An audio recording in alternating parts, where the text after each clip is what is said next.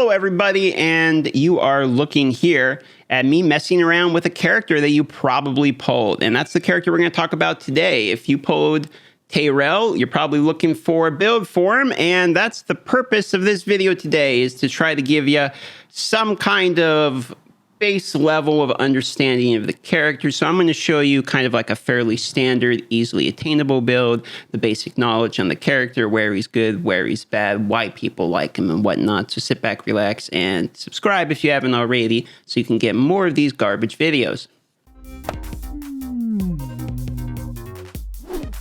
So Tayrel is a magic attack down as well as defense down and turn meter removal character. All of those things I mentioned are good, as well as he is based upon defense, which is also good, and he has fairly decent base stats. And since he's an epic, he's a character that you can pull without having to spend like thousands and thousands and thousands of dollars.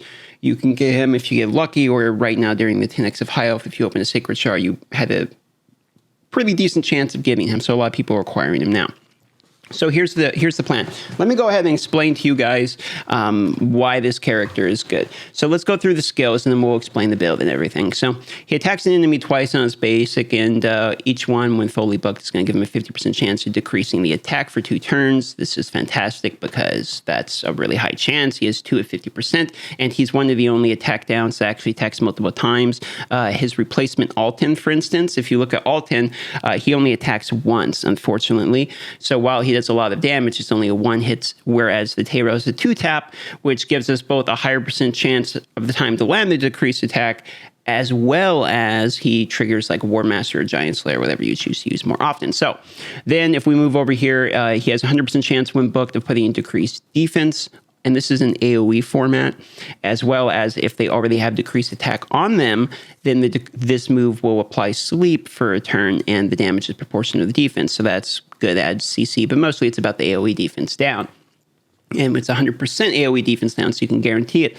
And then here he also has on a 4-turn cooldown, a turn meter reduction by 50%. And if it puts you down to 0, then it will also stun the target. So he has 2 forms of CC, and he has a good aura of all battles, 25% allied defense. So he's kind of stacked for an epic. Everything in his kit is good, so he's overall quality, and everything in his kit is usable in every way of the game. For instance, the 2-tap on the basic with the decreased attack, that's obviously good in clan boss. Having the decreased attack is more or less mandatory, and you really want decreased defense as well. It gives you two pieces of tools for the clan boss within one character. That opens up some options for you, as well as it gives you a defensive lead if you want one, so that's great, okay? But he's also good in places like Spider, because it gives you the AoE defense down, so you can nuke the Spiderlings as well as the Spider itself, and gives some turn meter reduction too, so you can help control the Spider and keep it from taking turns while you're nuking it. It's also good in Ice Golem for the AoE defense down as well as Spider for the same reason, so you can see where this is going.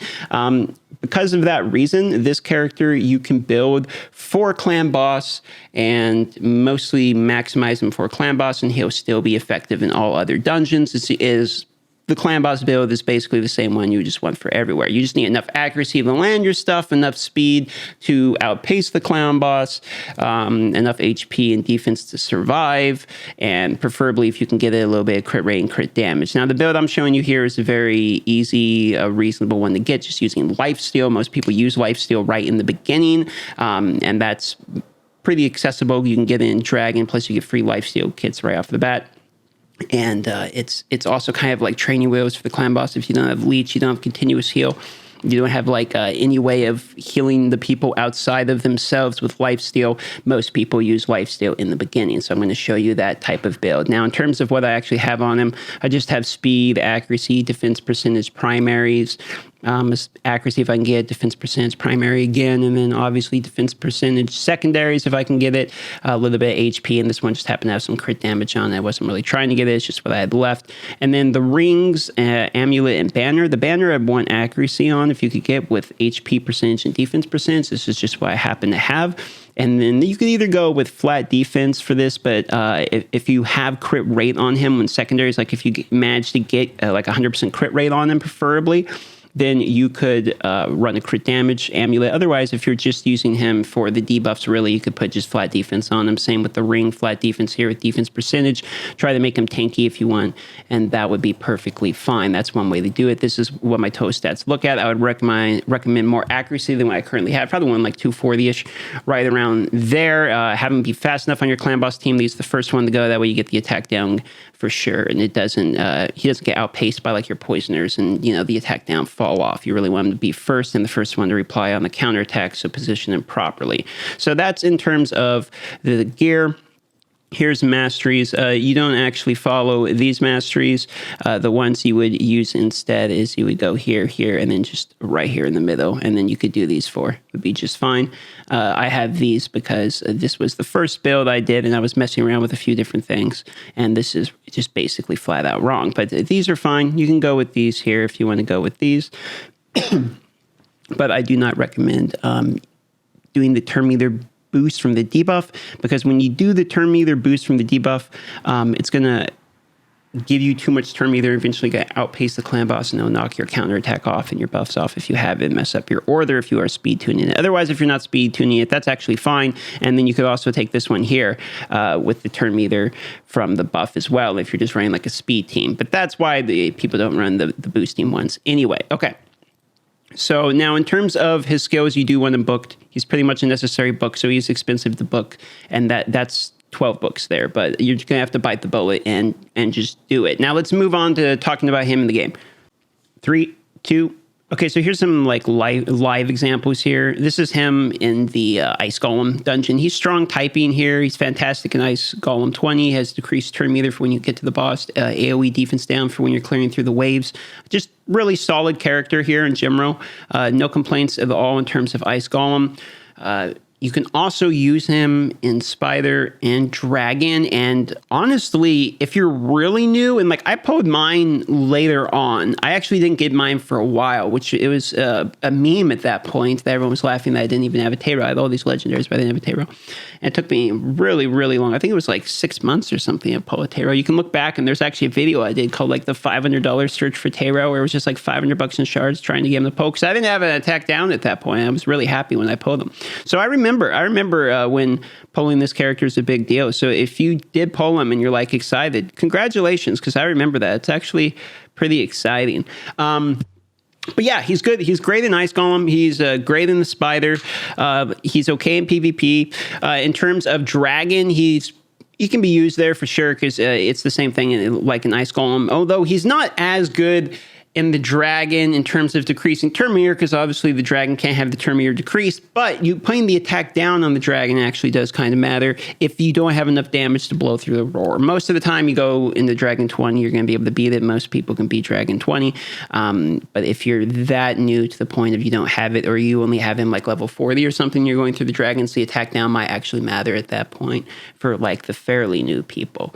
The thing is, when are you going to stop using him? You'll replace him later on when you pull Alton, for instance. Maybe a Jawrig might replace him, depending upon your team comp, because Jawrig doesn't offer like the defense down. The cool thing about this guy is, other than Martyr, or even like, now that I think about it, like Tomb Lord has this too, Madame, a few others. But in terms of realistic attack down, he's the only one that really offers like attack down plus defense down and an attack down on basic champ. So for that reason, he's always going to be kind of a tool in your tool belt, and you're always potentially going to use him somewhere. But he will eventually be replaced by some more top-tier legendary like Alton later on when you get him. But until that point, he's about as good as it gets, really, unless you have like debuff extenders and like a Martyr or something where you can extend someone else's attack down. He's about as good as it gets. So if you do invest in him, don't feel bad. Put the books in him for sure.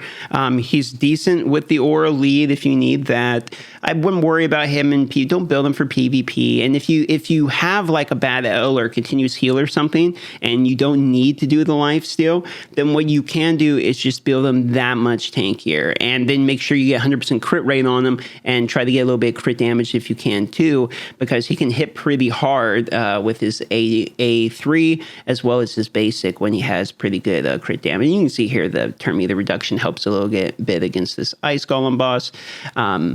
And he's really our defense down for the team. He's not bad. He's not bad at all. He's one of the only options, too, if we think about, and the server's reloading here, so we're getting lag. He's one of the only options if we think about Spider, too, because we need a reliable source of defense down. And AoE defense down is kind of at a premium in Spider because you can clear the Spider lanes with that, too. So him paired with Royal Guards work pretty well. So if you would just pull the Royal Guard as well, him plus the Royal Guard are, in fact, a good combo together, which is pretty cool because we just had the 10x for them, and they both are Spider characters. You compare them together with tons and tons of Spider damage. So if you did, in fact, pull this guy, congratulations. Make sure you get some use out of him. In Clan Boss, people are also replacing him with this new Sentinel chick. And if you look at her here, let's pull her up because she's kind of funny looking. Where is she? You know what? Now it's going to, here we go. It's Stressed Wife. Do I know where she is? She Night Revenant? Let's see. I'm going to have to test myself. There it is. Okay, I already failed one.